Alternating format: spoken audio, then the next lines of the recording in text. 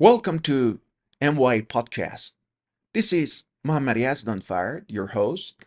Today, I want to discuss something crucial, the value of having a study system. Now, believe it or not, my head is full of ideas, and I think it's going to explode any minute now. In this episode, I'll share my own study system and offer tips on how creating a personalized study system can help you learn more effectively, become more knowledgeable, and lead a more fulfilling life. Over the past decade, I've been developing my own study system. And before we go any further, I must say something important. I must say that my study system works well for me most of the time, not always, it's not a one size fits all solution. It's essential that you create a system tailored to your needs. You know, we are different. Everybody has their own unique package. Now, why did I decide to publish this episode? After seeing many English learners and individuals from various backgrounds struggle with time management, I felt compelled to share my insights. They they often don't know which activities to prioritize. What activities to do, when to do them, or where to do them. They're in a constant state of confusion.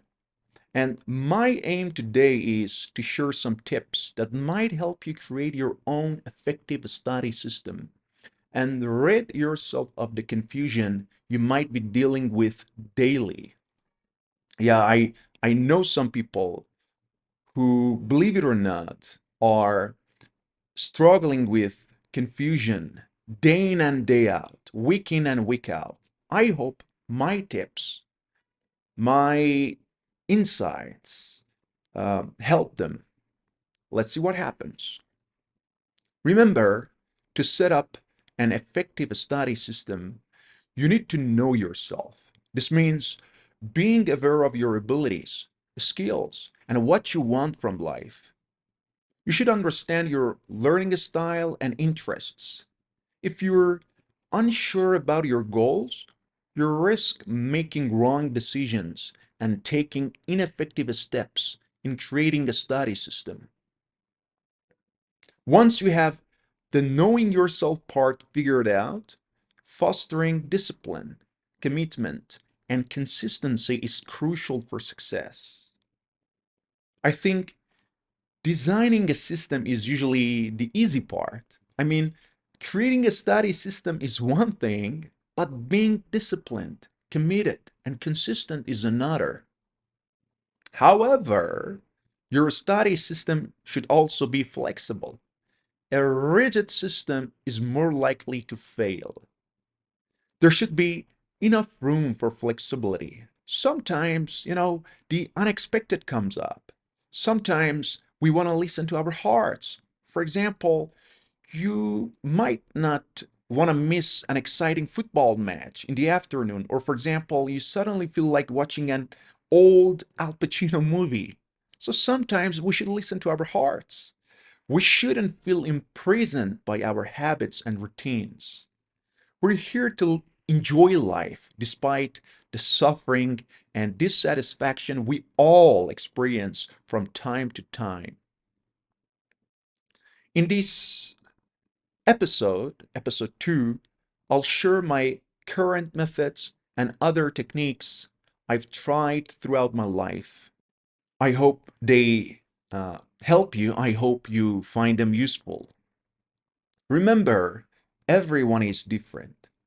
And as I mentioned earlier, there is no one size fits all system. But in my view, having a system is necessary for accomplishing anything in life.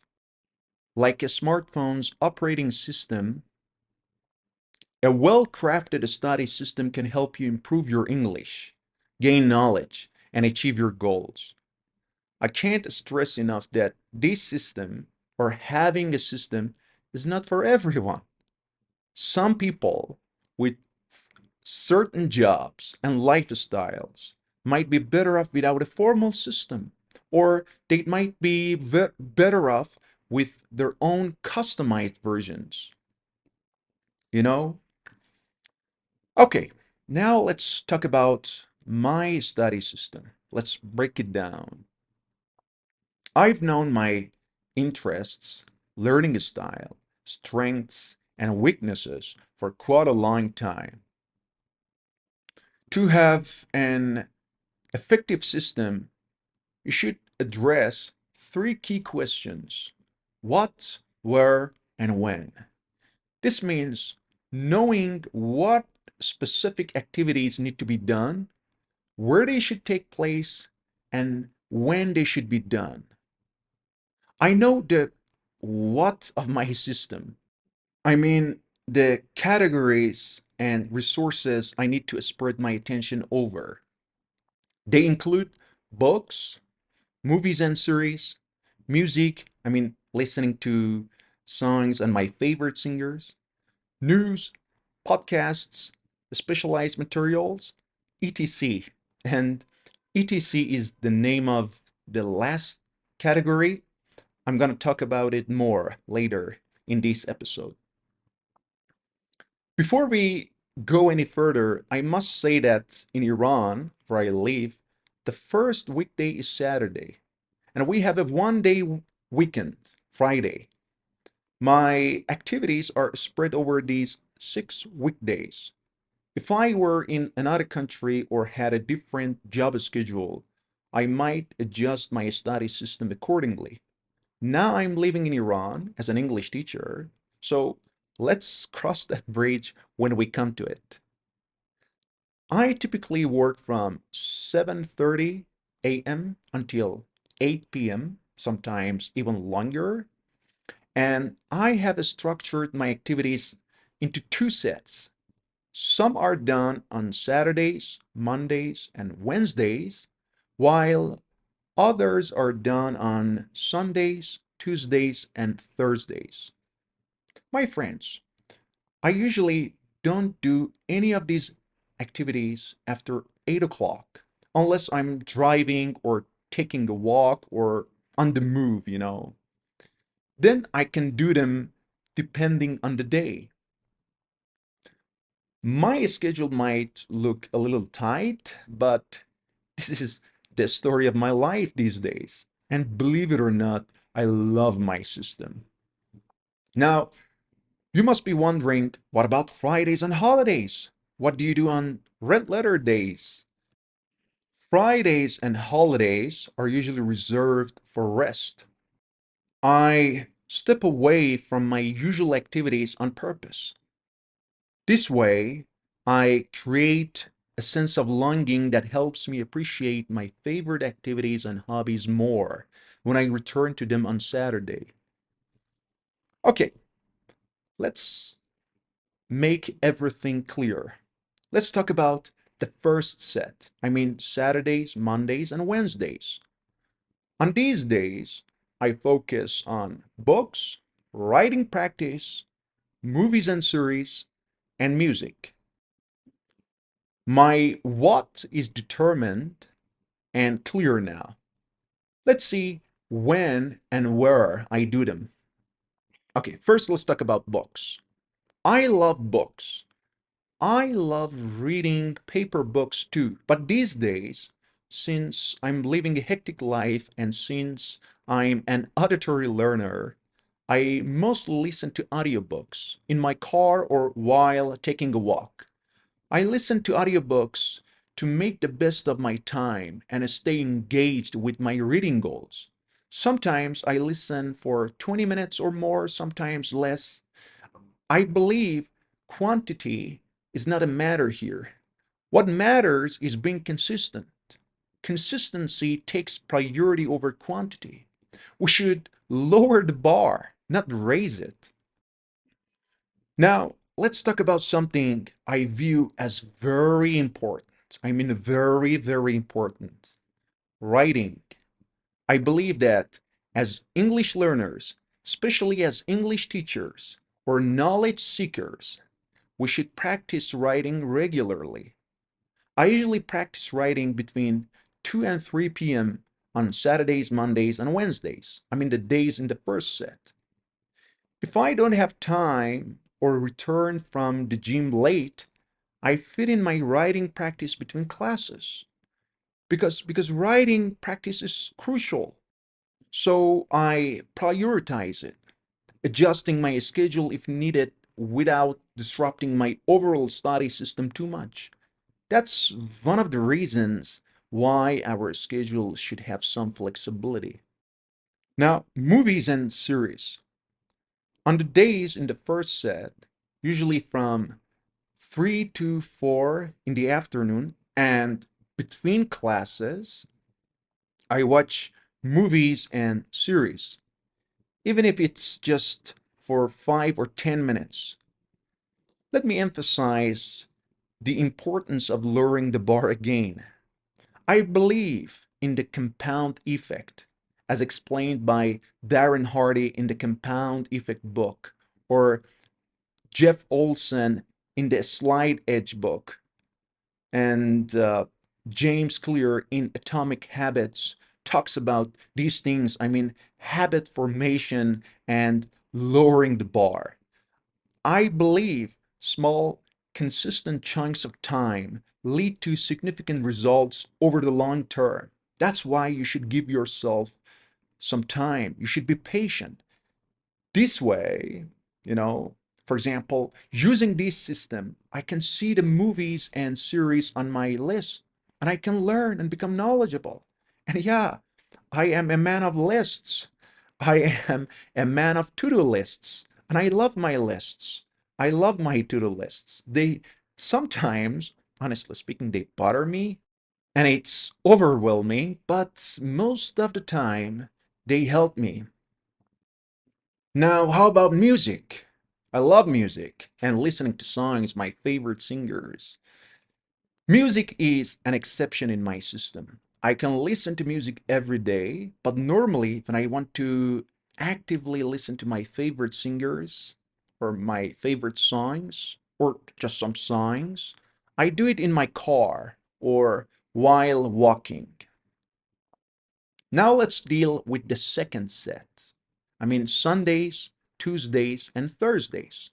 On these days, I focus on podcasts, specialized materials, news, and the ETC activities. And I'm going to talk about the ETC activities uh, soon. And I listen to music, of course, on the days in the second set. If you know me and have listened to the first episode of MY Podcast, you know that I'm an auditory learner and crazy about listening to podcasts. This activity is another on the go activity. I mean, I listen to them in my car or while, for example, taking a walk, taking a leisurely stroll down the street. This allows me to learn and stay informed while moving from one place to another. Let me tell you again, I am crazy about listening to podcasts. I can't help it. Okay, specialized materials. No matter what your job is, staying engaged with specialized materials and studying professional books, articles, and videos should be an inseparable part of your weekly routine or maybe daily routine. It depends on you. That's your call. On the days in the second set, I don't go to the gym. So from 2 to 3 p.m., I work on specialized or professional materials. This dedicated time helps me stay current in my field and improve my professional skills. Yes, lifelong learning is what I'm talking about. If I don't stay current and up to date, how am I supposed to help my students and other teachers? Now, I'd like to talk about two things, two categories together. News, I mean news stories and articles, and the ETC category. And let me uh, talk a little about the ETC category. I mean, activities such as watching YouTube videos or TED Talks or any activity which doesn't belong to the other categories in my system.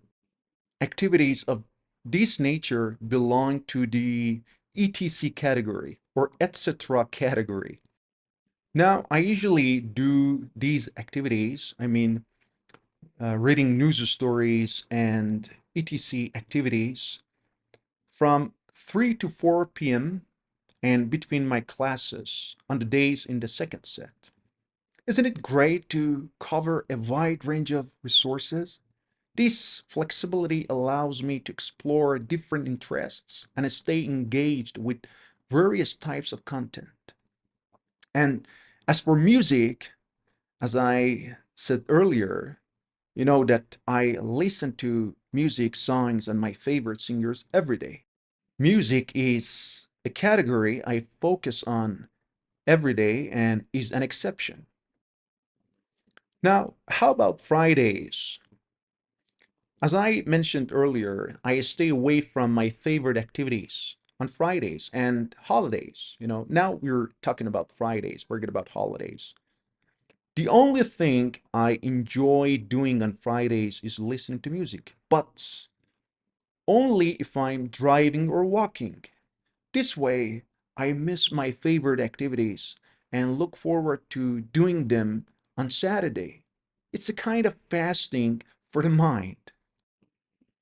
As we wrap up, I'd like to share some tips with you. First, I'd like to reiterate that this is my current system. There are other systems I've used over the past 10 years. For example, the Big Three system. Now, what is the Big Three system? This system involves focusing on just three tasks or categories each day, such as books, podcasts, and movies. Just for example, uh, three items. Now, you could develop your Big Four system or Big Five system. It depends on you. That's your call. So for example, you focus on according to the Big Three system, you just focus on three items. For example, let's say books, podcasts, and movies. The key is to complete these tasks at specific or different times throughout the day. There is another system now called the flexible system. In this system, you know your categories. For example, books, podcasts, movies and series, whatever, your categories. So you know them, but you decide what to do based on how you feel each day, each moment. It allows for spontaneity and caters to your mood and energy levels. There are many other systems, thousands, millions of systems, and the best one depends on your unique situation, your unique package. Remember, your system doesn't need to be fixed. Sometimes you might switch to another system temporarily, or for a long time, or maybe permanently. I've had to switch to other systems as well. Sometimes this happens and it's pretty natural. Honestly speaking, I've been using my current system for a long time, but I might switch to another system any day now, if need be. You never know what the future holds. I also want to emphasize the importance of minimalism. Avoid overwhelming yourself with too many categories or items. Having fewer categories helps us focus better. And remember, we should set realistic goals. When we aim too high, like studying for 2 or 3 hours a day, or for example, 7 or 8 hours a day, we often struggle to keep up. And let me tell you again, your system should be flexible. Rigid structures can lead to burnout and frustration. So there should be enough room, not too much room, for flexibility. And another point, When engaging in an activity, focus on completing it. Let me give you an example. If you're reading a book or watching a movie these days, don't start another one. Finish the book or the movie you're reading or watching first, then start another one. This approach requires discipline and helps avoid spreading your attention too thin. Finally, no matter how good your system is, you need to bring it up to date regularly. My system, my operating system works best for me, but it needs upgrades now and then. And one more time, I gotta tell you, it may not be suitable for everyone. I mean, my system or having a system may not be suitable for everyone. People are different. Everybody has their own unique package. And most importantly, don't get caught up in over planning. Focus on doing the tasks, not just planning them. Don't hide behind planning, over planning. And just if you think a system can help you, create one, design one, and give yourself some time and focus on incremental gains. And don't say I'm too old or it's too late to design a system. It doesn't matter how old you are. If you think, as I said earlier, a system could help you find a system, or should I say, create one, design one, and start now. Thank you for joining me in this episode. I hope these insights and tips help you create a study system that works for you. Maybe in one of the episodes, I'll discuss my work and life system. So stay tuned for more insights and practical advice. And until next time, keep learning and stay disciplined.